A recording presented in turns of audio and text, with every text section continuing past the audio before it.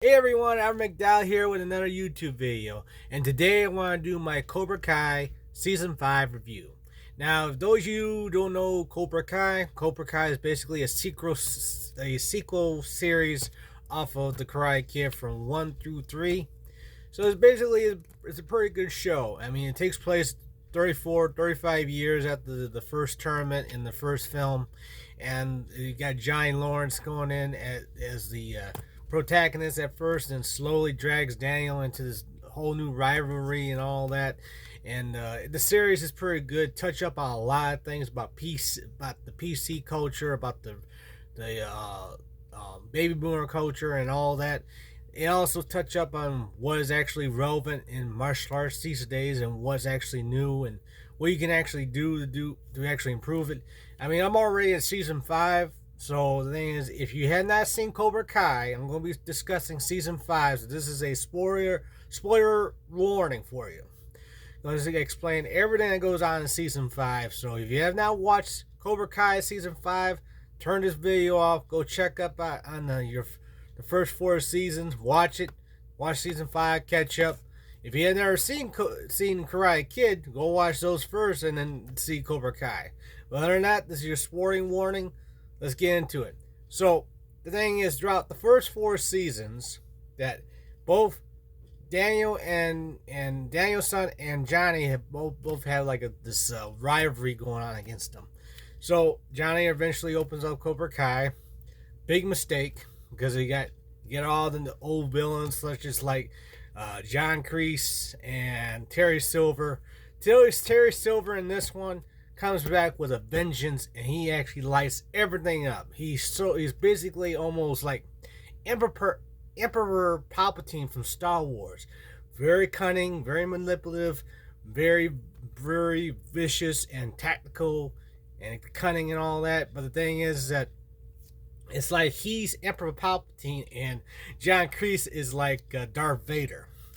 Very tormenting souls. I mean, what do you expect from Vietnam veterans? I mean, that's what happens. So, all respects to all the veterans out there who fought in Vietnam and World War II. Very little left. And also in Iraq, Iran, Kuwait, and Afghanistan. All respects to your services. But the thing is, in this season, that they had a split between Miyagi-Do and Eagle Fang, which was Johnny Lawrence.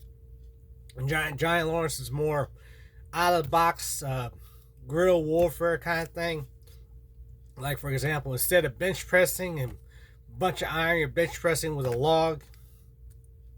And instead of kicking pads, you're kicking watermelons. So the thing is, if the training effectiveness is actually good for you, you should always try it no matter what.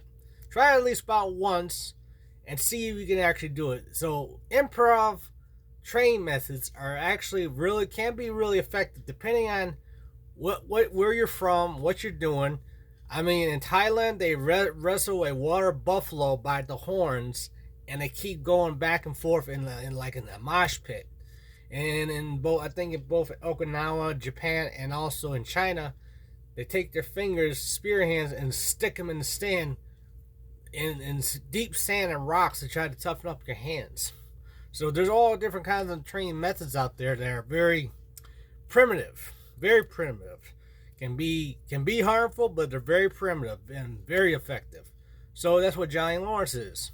So in this one, they already lost a tournament from the last season, from season 4, was both Daniel and Johnny and Kreese and Silver all together. So Kreese is in jail, trying to serve his sentence for a crime he didn't commit, because Terry Silver did it himself and made him take the fall for it. And he's got a high-tech fancy gym, because Terry Silver was an oil tycoon back in the Karate Kid 3.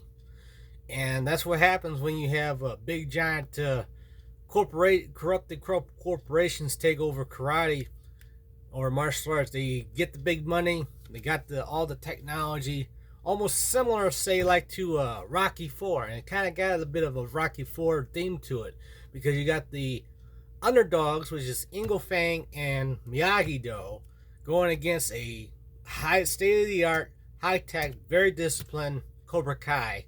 Very dangerous. So the thing is, Terry Silver also recruits his mentors. I forget his name, but he recruited his daughter to try to help out with his students. And long story short, the thing is, they try to compete against the Super Bowl of tournaments. They get their forces together. They try to compete again. They're trying to basically like an audition to try to compete in Super Bowl of tournaments because Terry Silver has already taken over the whole valley of different dojos. And the thing is, that's what happens when you keep trying to go. You want to make a business. In the martial art business, it's very good. This season is probably the most realistic season because it tells a cautionary tale when it comes to certain senseis. It turns out in the last tournament that they fought, in Eagle Fame Miyagi-Do versus Cobra Kai, Terry Silver bribed the judge. So the whole match was rigged to a certain point. And this, he did it again. And actually, when he challenged him to another fight at his own dojo on his own turf, you know he ain't gonna want to play fair. And while in real life it is unfair, life is unfair, that doesn't mean you have to cheat. If you cheat, the thing is, you got no self-respect, no honor, no self-esteem. You're just a criminal. Now, of course, in some ways, in the cautionary tale, yeah, there are a lot of judges. Well, some. I'm not say a lot. A lot of them are trying to do their job to make sure they're fair and impartial. But there are some judges, there are some senseis, there are cheaters that will try to cheat to try to win a competition. They say it's always about winners and losers, but the thing is, you do not cheat at any competition, whether it be at a boxing match, in the octagon, or on the mat. You do not cheat. You do not bribe the judges. You do not take the fall. You fight with honor. You fight to win. If you lose, you learn from it. If you win, you still learn from it, but you go out and celebrate just as well. That's the one great thing about competing, is about having fun. If you win, great. You get all your trophies, you get all your medals, you get all the respect you think you deserve, and then you go and celebrate. If you lose, you learn from it. You stop kicking yourself in the head.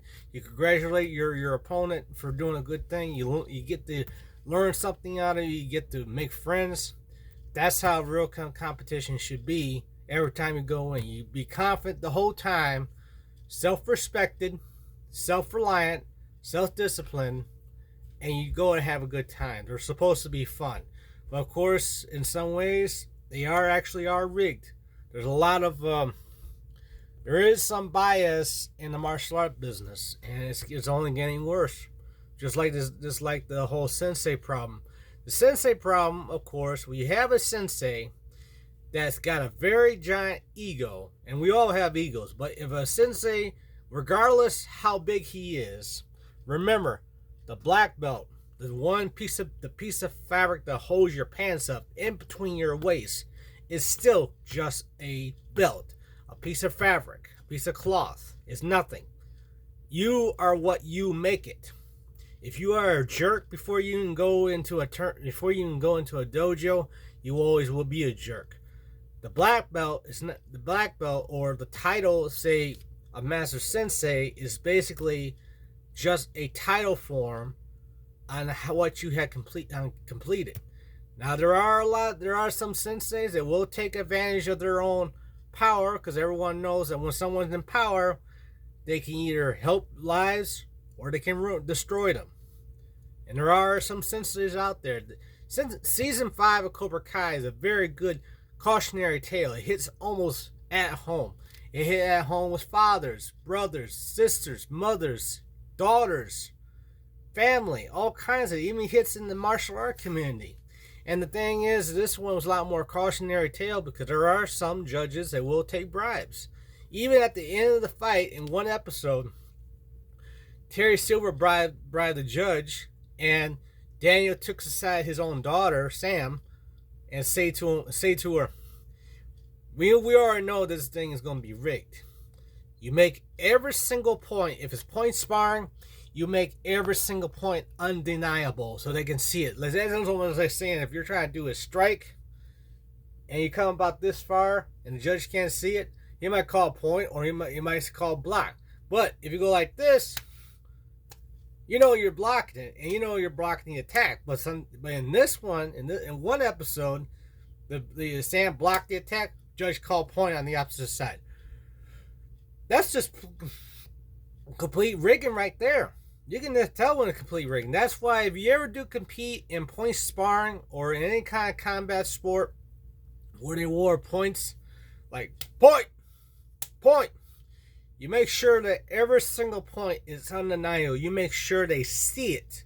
You make sure they see it, and then you try to take for the win. Always be prepared in a tournament or in a competition. Always be prepared to make sure that every single point is undeniable. Because if you argue with the judges, that's the great way to get you kicked out. And rule number one when going to a tournament, well, the thing is, you should always obey your sensei. Obey your sensei for being respectable, disciplined, self-respect, and have courage to go into a tournament. But you should never, ever, ever, ever argue with the judge. That's a great way to get you disqualified and forfeit. So, season 5 was actually a pretty great season. It was pretty a dark season too, because it brings some of the characters back, and it shows how much sometimes even the martial arts can be almost an obsession. It's all about war. No, martial arts ain't always about war. Martial arts is all about like everyday life. Remember, you are the one who makes it work for yourself. It is not just the art, it is yourself.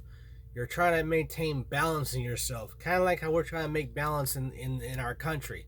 Now, one YouTuber once said in her, I'm not going to mention her name, but she mentioned in her chicken run that there's a line saying that American's great. She said, no, it ain't great. My thoughts on that part, that we tried that right now our country's not great because of all the cheating and impartialness that have been going, less impartialness have been going on. That's the only reason why it's not great. So that's why we gotta make some changes. We gotta keep calling them out. We gotta keep calling people out and exposing them. Season 5 got Daniel exposing Terry Silver for what he is. He is a predator who will brainwash any young student. And there are, like I said, there are senseis that will do that. Go and take a look at Rob, a Big Dojo Life YouTube channel. He says right there. And like I said, in my response to that, yes, there are some actually senseis that would do it. Always make sure you know exactly what you're getting your kids into when you get into the martial arts. So, getting back to Cobra Kai, that Terry Silver is a very, very evil guy. He's like I say, he's like Emperor Palpatine in this show, and it is like I said, a very cautionary tale about who you should trust to be your sensei. Your sensei, number one, has to be a strong leader. Yes, a strong leader, but not really a jerk. Not really a jerk to put you down. A leader to help lift you up. And I'm always going to advocate for to my grave. I will always advocate for children, because children are basically the future. What's going to be happening later? Number one is that they deserve our guidance. Well, at least with parents' guidance.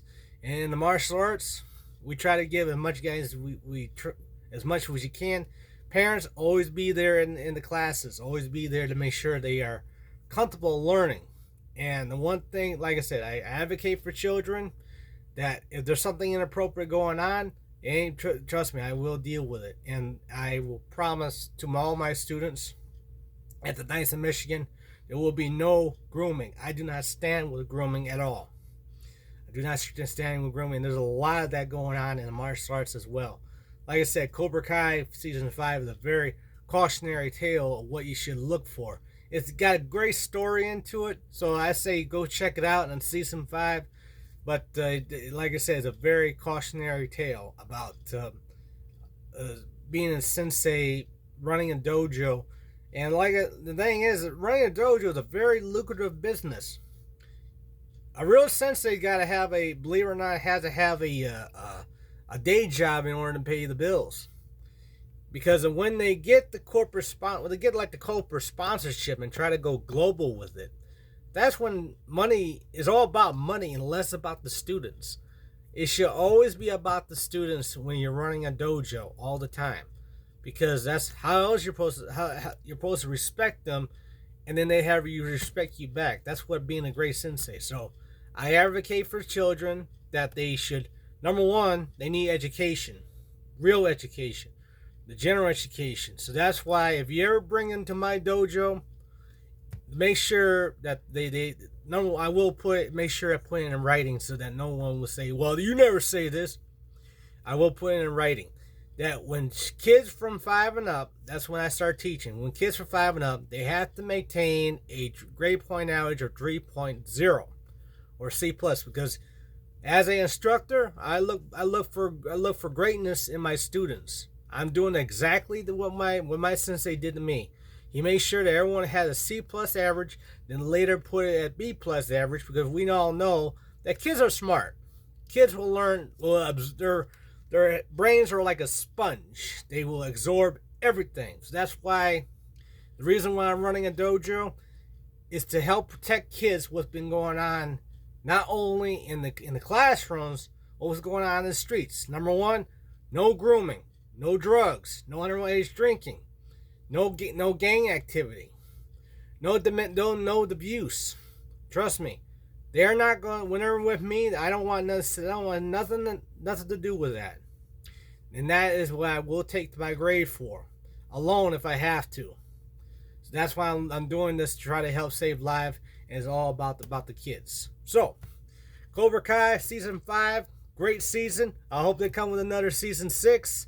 So be sure to go check that out on Netflix. Be sure to like, comment, subscribe, and share this video. Got a lot of great messaging about it.